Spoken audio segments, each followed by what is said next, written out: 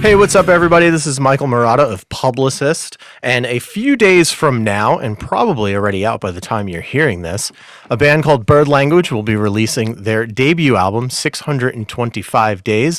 I am sitting here in the Voice Motel, my first time ever down in the bowels, deep down inside the Somerville basement, hanging out with the band, and on this episode, we're going to discuss the band's origins. We're going to talk about that aforementioned album, 625 Days, as well as some record release parties and some experience playing live in this uncertain time of COVID. Without further ado, I would like to introduce the band, Bird Language. How's it going, everybody? Hello. Let's go around the room and introduce yourselves to the audience. Hi, my name's Andrew Doherty, guitarist and co-founder of Bird Language. This is Neil, guitarist, co-founder, along with Andrew. Hey everybody, I'm Jeff Nikolai. My friends call me Chip. I'm the singer and keyboard player of Bird Language. Nash, play drums for the awesome band Bird Language. I'm Pat Piasecki. I play bass for Bird Language, the latest addition to the group. When did you join Bird Language as the latest addition to the group? I don't know, what was it, like 2017? No, 18, later, right? I think it was late 2018. 18, yeah. 2018. All right, yeah. so we're talking 4 years now. Yeah. I mean, time is meaningless these days. There's really no sense of measurement. But it kind of segues in. It's interesting that you're considered, the new person in the band, yet it's been for 4 years now. And that kind of ties into the first thing I want to talk about is the kind of camaraderie that you guys have as a band. And you almost kind of give the impression that you guys have been all playing together for a very long time. When you hear a debut album, when you hear that kind of terminology, you think of like a brand new band. But in reality, you guys have been playing together for quite some time. Absolutely. I would say that we have been in, I guess they call it incubation phase for literally 6 years leading up to Pat joining. And I would say that those previous 6 years were spent certainly identifying our sound, but really rounding out the staff. There was a lot of personnel changes. And, with Pat jumping on, that really was the last kind of piece that allowed us to mobilize and start looking at doing some productive work and putting our stamp on things. Well, you released a couple of demos back in like 2015-ish, around there.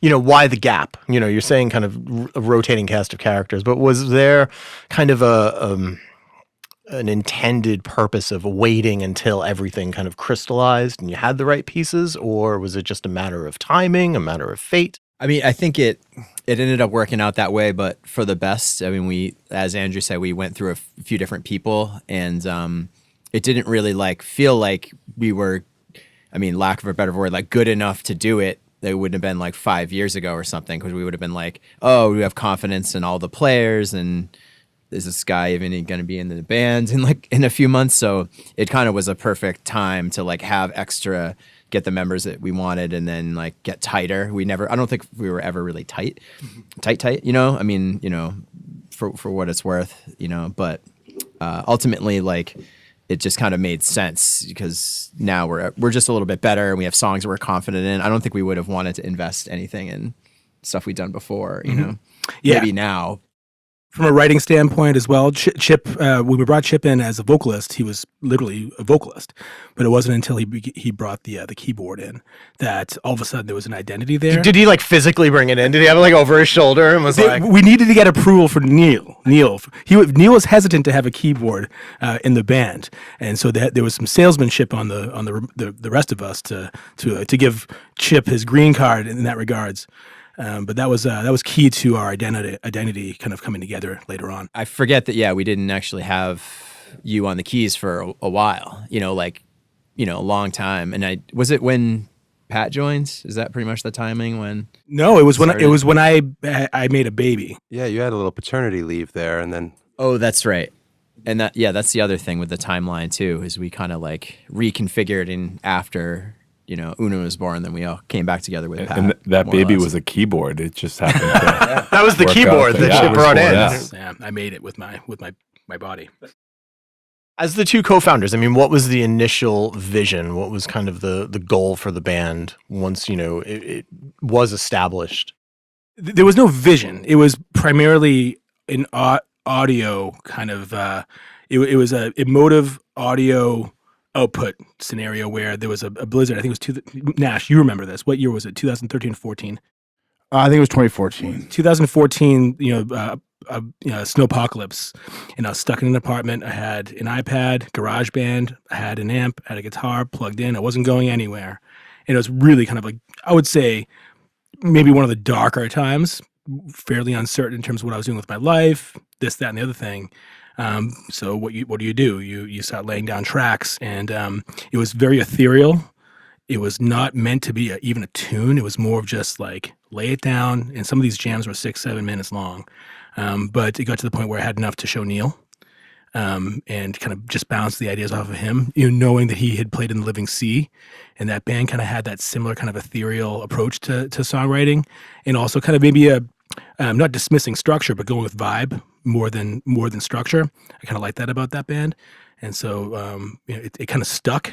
And the early jams with Mike on drums, even before Chip came on, were just these kind of long, trancy kind of pieces, I would say, early on. Well, it's funny because I know a lot of you guys from prior bands and prior projects. You mentioned the Living Sea, one of the first bands to play the pill at Great Scott back in like 2004, 5, 4 or 5. Yeah, no, Around there. that was a mind blower at the time. It was fun. It was a long time ago. Yeah. So, did this seem like kind of a side project to you first, or was it kind of Yes. like, oh, this is my new thing? Absolutely. At the time, I was in Motherbore, and I was in Mellow Bravo, two bands that had nothing to do with ethereal or intuitive music. Everything that I was doing at the time was very guttural, very kind of like riff oriented, and so yeah, I think this was primarily kind of just an experiment to see what you could do with reverb, essentially reverb, modulation, and harmonize arpeggios. If you guys are into music out there, that was kind of the whole key. Arpeggios that are harmonized, Neil and I doing them together, and it was just more fun than anything else. Well, it's interesting to hear you kind of talk about that, and we've noted that in a lot of the press releases that we've put out about this kind of, this exploration of space and how you're playing and experimentalism and stuff. Kind of take me on the journey from those initial early demos or those early riffs to the sound of Bird Language now, because we're using the terms, ambient pop rock. And, outside of the ambient nature of that, when you think about pop rock, you kind of have a certain idea in your head that is quite a distance from what you're discussing right now. Talk about the journey of how you came from that early start of Bird Language to what people are going to hear on this forthcoming record. I'll start, then I'm going to hand it off to Chip, because essentially it comes down to Chip coming forward as not just a vocalist, but a lyricist as well. So early on, we weren't writing for vocals. These were essentially instrumental jams that we happened to find a kind of some space for vocals to be laid over on top, almost like another melodic element. But structure was not really a priority. I think we referenced that, when we talk about the album. But when Chip came on board, and he's been singing as a backing vocalist in a number of projects, this is I believe his first time coming forward as a lead vocalist. So that's where the jump off point is. So go for it, Chip. Yeah, no, that's right. This was the first time that I was actually the lead singer of a band. So I was a little bit shy, I guess. I didn't really write too many lyrics before. So in those early days, it was just kind of, I would improvise melodies over the jams that they were playing, and then, kind of finalized, some of those on then. And then it was trying to come up with words that, that I wanted to add to the tunes. And it started to get a little bit easier as we were writing more songs. I think these new batches of songs I'm really excited about, like the lyrics and how they came out and the melodies.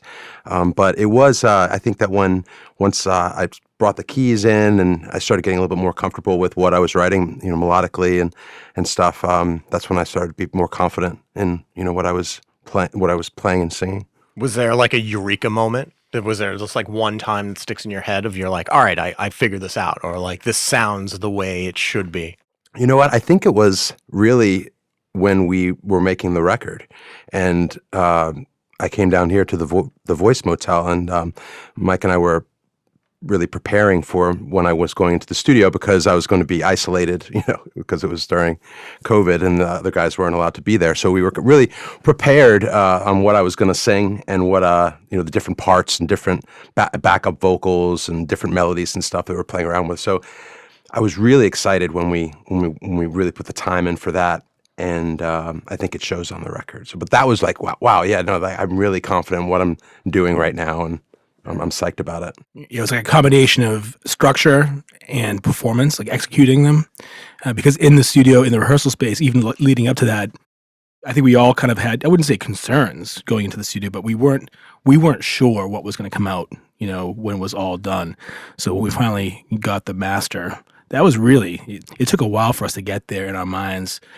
To really believe in the record. So that eureka moment came once end. you heard the finished product. I would say, yeah. That's crazy. Yeah, for real, yeah. So what mindset were you in while you were not just writing these songs, but recording them? Because usually, sometimes that eureka moment sometimes comes early, sometimes it comes in the middle. It very rarely comes at the end, because that's quite a roll of the dice to go through all of that process and go through that time and effort and investment to not be sure if you're going to like the finished product. So it's pretty interesting. Yep. Actually, I remember Neil was really gung-ho about recording and getting it done. Neil's a very kind of results-driven individual. I'm going to speak on behalf of Neil in this regards. And so he was very keen on getting into the studio. And this is as like news of COVID is kind of like percolating, but not quite hitting the main news stream yet. Wuhan had not been totally shut down at that point. So no, we'll just go in there and see how it goes. So Bring each Coronas. of us, bring some Coronas with us.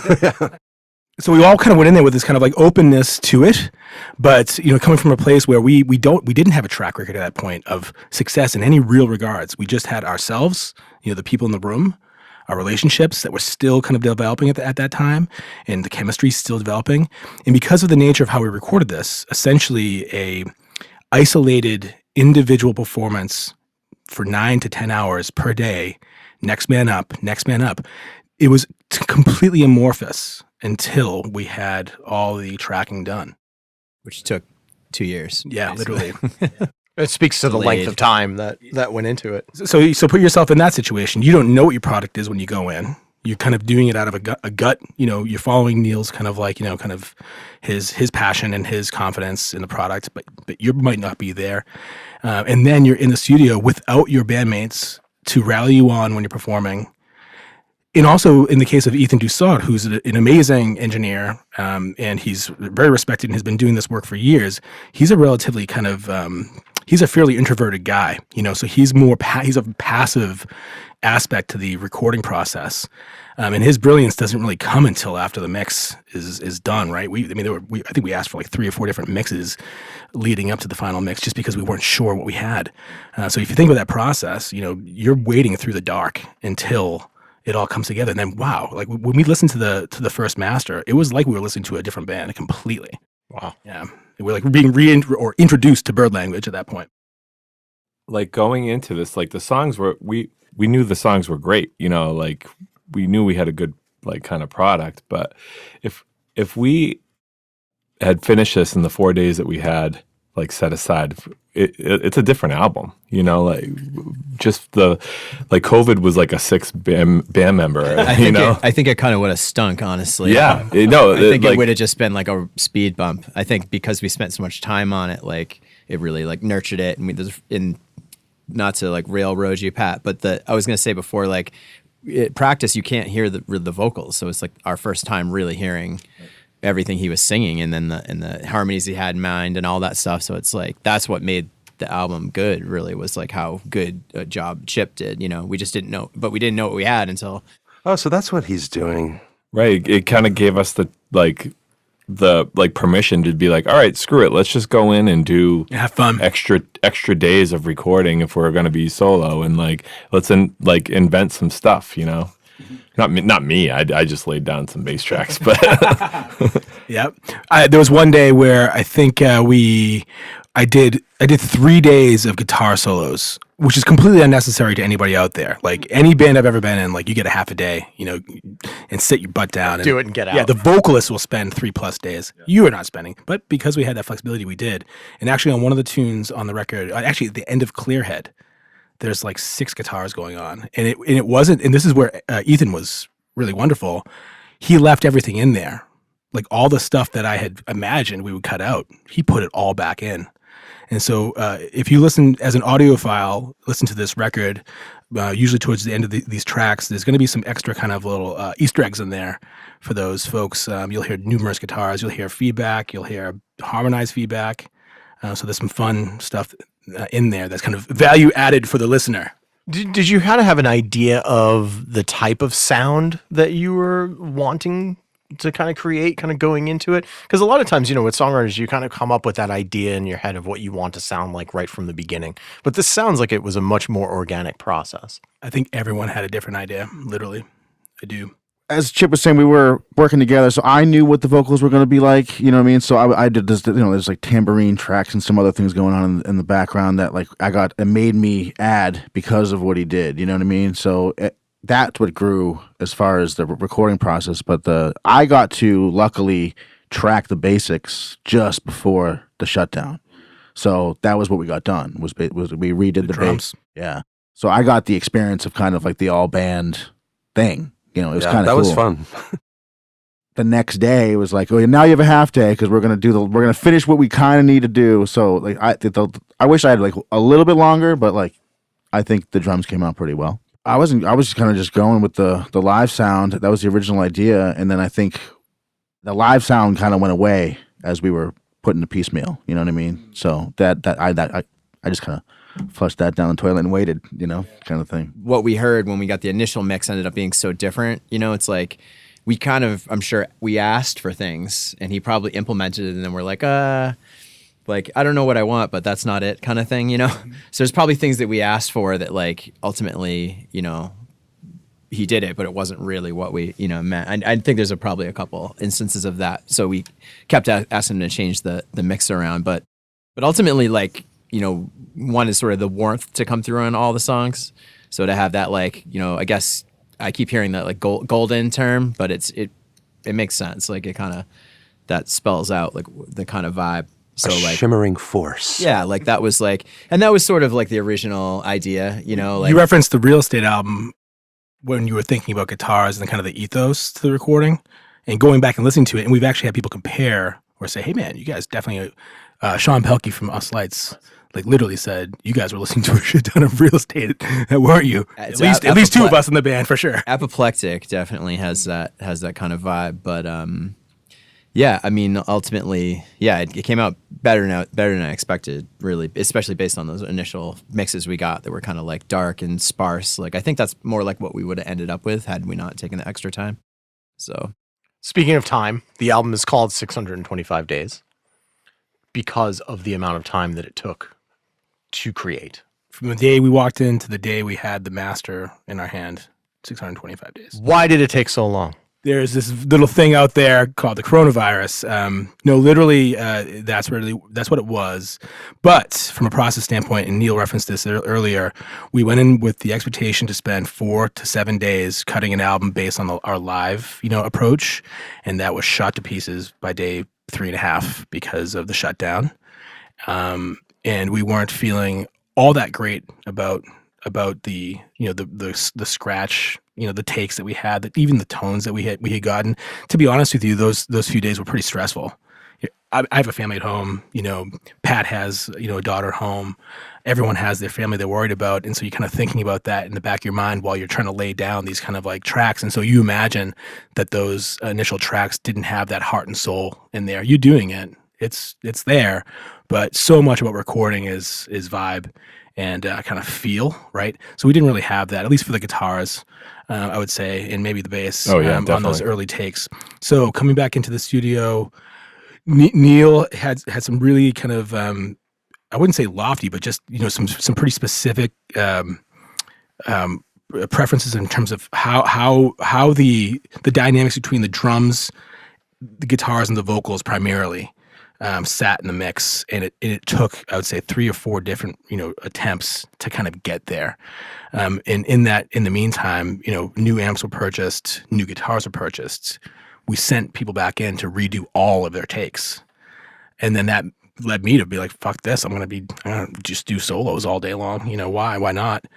So that freedom, a little bit of freedom and a little bit of, okay, take a step back and take a big deep breath, and some privacy, knowing there to judge, allowed us to really hone it in, and own it. I would say, I think we all feel pretty good and accountable for what we have on the record, the individual performances. Do you think COVID bought you some more time? Totally. Yeah, absolutely. Yeah, without everybody there to give immediate feedback, it would, we would all have to take at least a day, if not 3, and then the feedback came later, and that in and of itself was, took so much more time. Stretches it out. Yeah.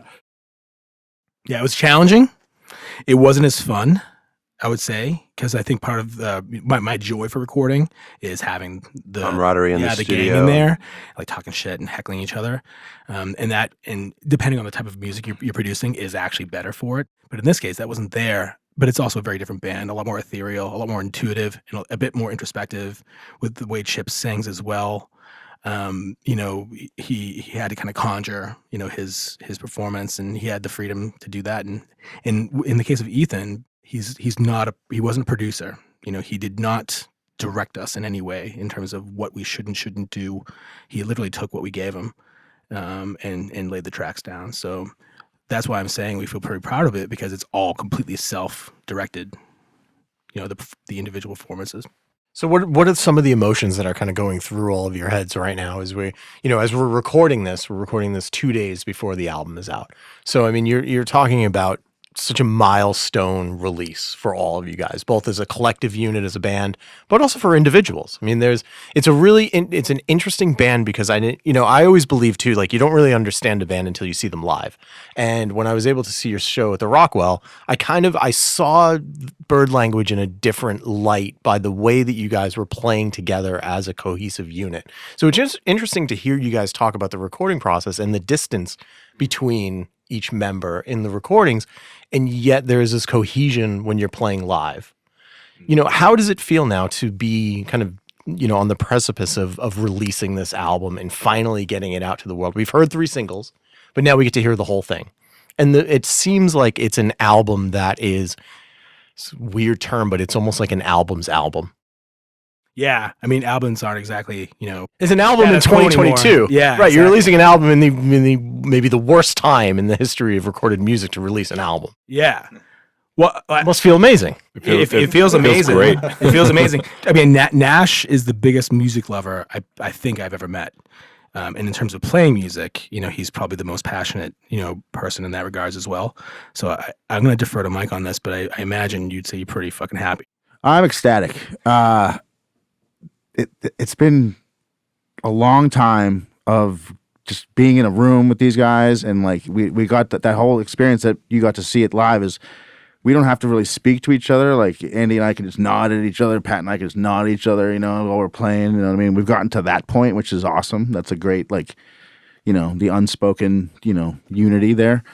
But I'm so psyched to bring it to everybody and let everybody hear it. Like the artwork, the packaging, the songs, everything is it's as you said, it's a complete album, and I'm psyched to do that when it's been kind of like a low couple years because of the pandemic and whatever. And it's just nice to be like, you know what, this is part of me to everybody. It's nice. I like it.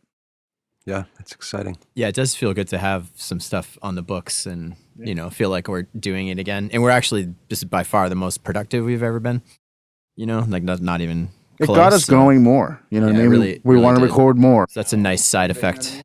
Once we all got vaccines and we were able to play together again in the practice space, we started just like pumping out songs. Like we had like 6 new songs.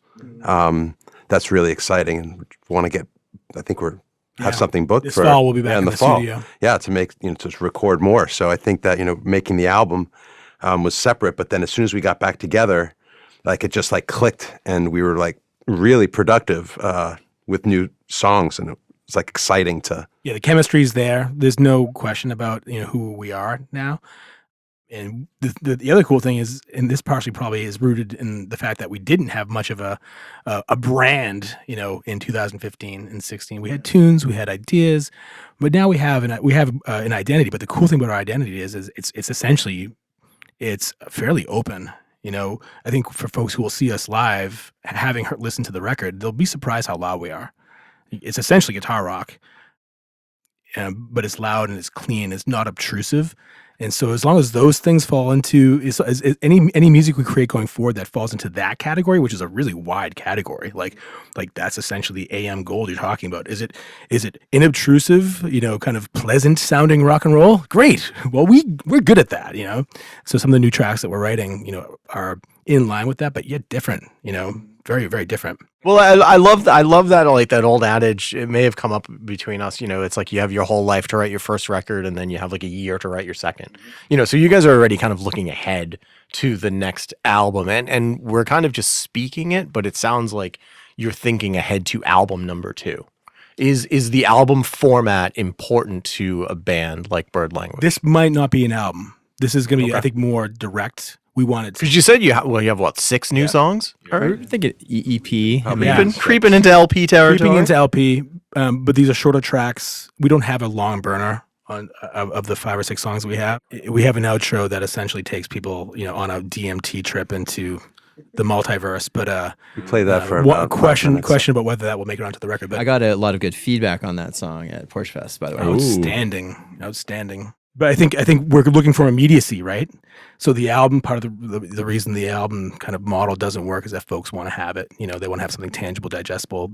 Well, we're into that too. And I think that, whatever it is, I think the reason we're so kind of motivated to go back into the studio by this fall is that we have 6 songs that we can pump out. We might not add to that.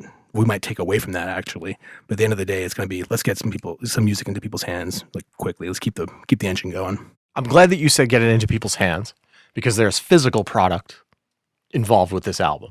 And not everyone is releasing, people that are releasing music these days, I don't know what the number is, but a small percentage of them release physical product, whether it's vinyl. No one makes CDs anymore. It's kind of vinyl and cassettes. So you're making cassettes for 625 days. Was it important to have a physical product component with this? For sure. Oh yeah. Like I think that was kind of driven by Neil and myself. I think that it's important for someone to go to a show and take something home. And Neil was like, vinyl was tricky. It's tricky to get right now, and the minimums are pretty big to, and so tape was kind of Neil's idea, and I think it just made sense. We could order a smaller batch. We can order more later. Whatever. And then it was cool because Neil and I kind of hammered out the design for all of it together. And it was a whole other part of the process. Awesome photo on the cover and on the inside. Thanks. Yeah. Yeah. Let's get to that in a second. Just kind of talking about the cassettes. I feel like physical product gives a release a certain permanence. In a place, like so many albums are being released digitally, and they kind of come and go.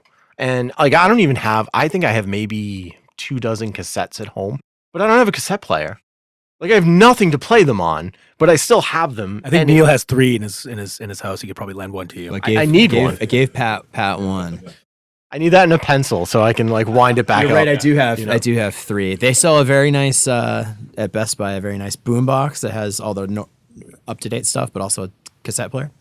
So at Best Buy? Yeah. So you can go to like actual stores. Because I think for me, like 10 years ago, I was like, oh fuck, I'm gonna have to like go to like Cheap Chic in Allston and like kind of negotiate some sort of deal and get some rackety ass. I don't know if anyone makes like a current like a Walkman, which would be really cool. And the vintage ones are really, people get like $600 for those. So it's like, I tell you, $1 million idea.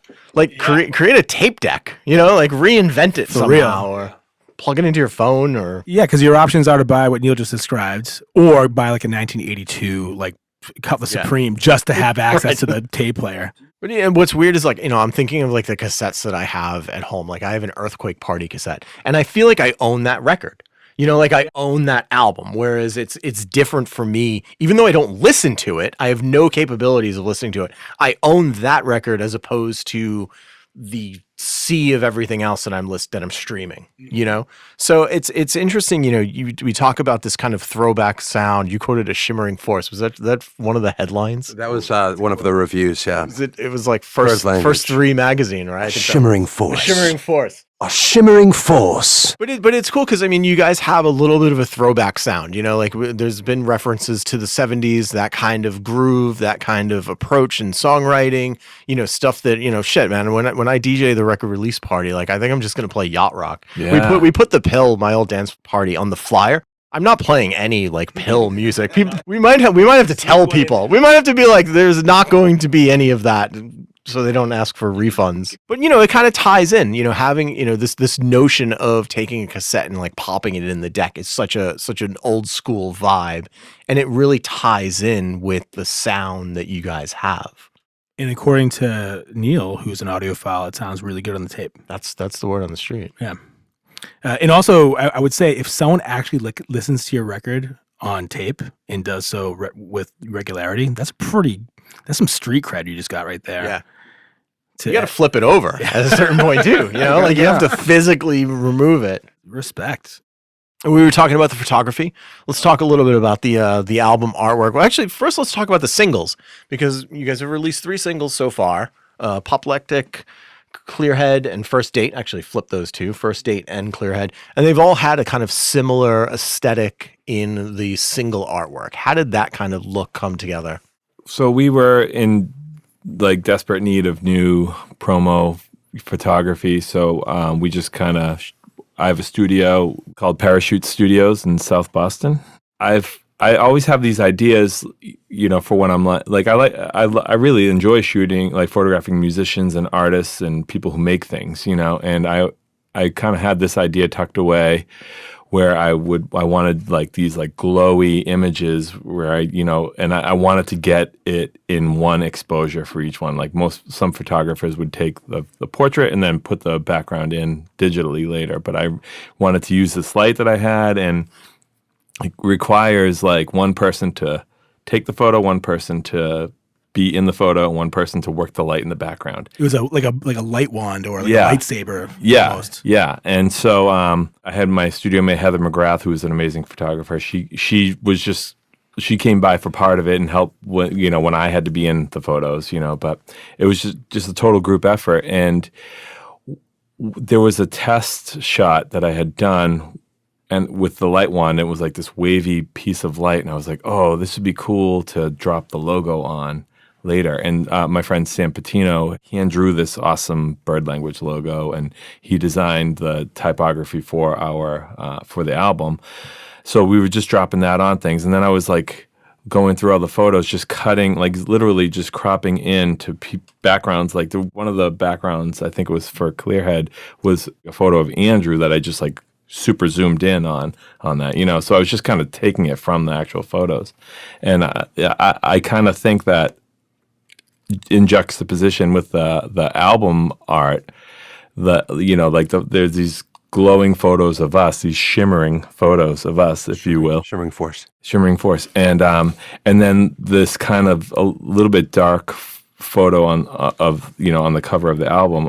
Like the juxtaposition of both, I think, is kind of cool, and it speaks to some of the songs on the album. Some of them are a little dark, some of them are a little poppier and brighter. So. How'd you come up with the photo of on the album cover? Oh, so I was doing some photography for my friend Colby. She's a musician, and we were at her house on the South Shore, and we had gotten all these photos for her. And then I had just bought this like underwater camera housing, and I was like, "What do you think about?" Her house is like on a pond. I'm like, let's get in the water and do some photos. And those didn't really work for her, but we were going, I don't know, we were just kind of like going back and forth trying to think of a cover for this thing. And then I was like, oh, I wonder if this would work. And I sent it to the guys, and like we had gone through the whole using bird imagery for this, you know, and it was getting old, you know, and then I threw this one in the mix, and everybody seemed to be like, "Oh yeah, that's it." It was just like one of those. Everybody and our respective wives or Yes. friends or whoever Yeah. were like on board immediately. Yeah. So then we picked that image. I sent the music and the image over to Sam. He drew the logo and found this font for the album type, and there it was. What did you guys think when you saw the finished product? Did it align? Did it all kind of click together? Yeah, no, it did. Like really ethereal, kind of subconscious themes. You know, the theme of someone being underwater. Is it a stressing image? It's not. It's kind of like this like docile kind of like dream state almost. But you have to look at it. You know, Yeah. if you just take kind of a passing glance, I don't think you would really pick up on what it is. You have to kind of dig a little bit deeper, and I guess metaphor, you can kind of apply that to the music as well. Looks cool on the tape. That's all that matters. Yeah. Yeah, so we're really happy with everything from from the start to finish in terms of getting the masters, getting the artwork together, and then merch as well. We have our shirts ready to go as well. Yeah. Will the shirts be available at the record release party? Yes. You betcha.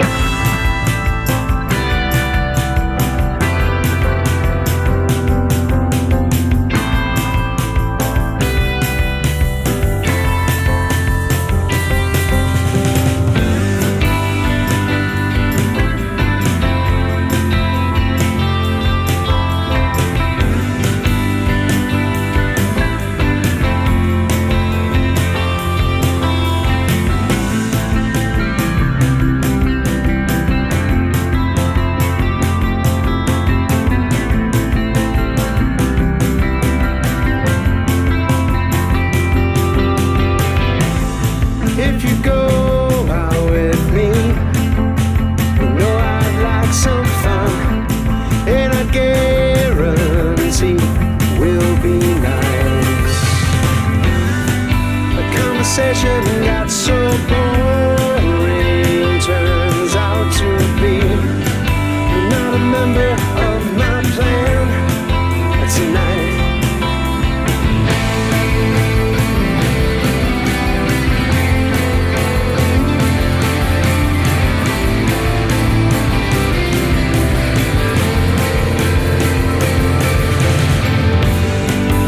Apoplectic was your name, it came back to me, and I forgot it all the same. I know it wasn't right, hiding from the sun.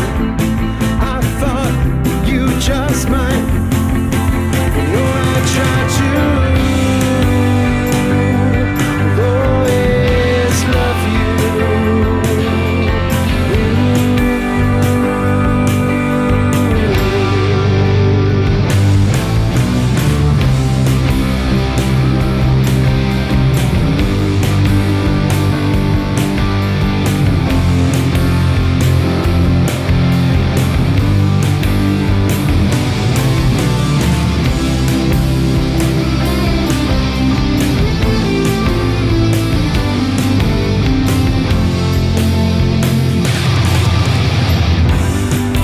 I would almost go insane, 'cause I forgot about the shame. Apoplectic was your name too, and I forgot it all the same.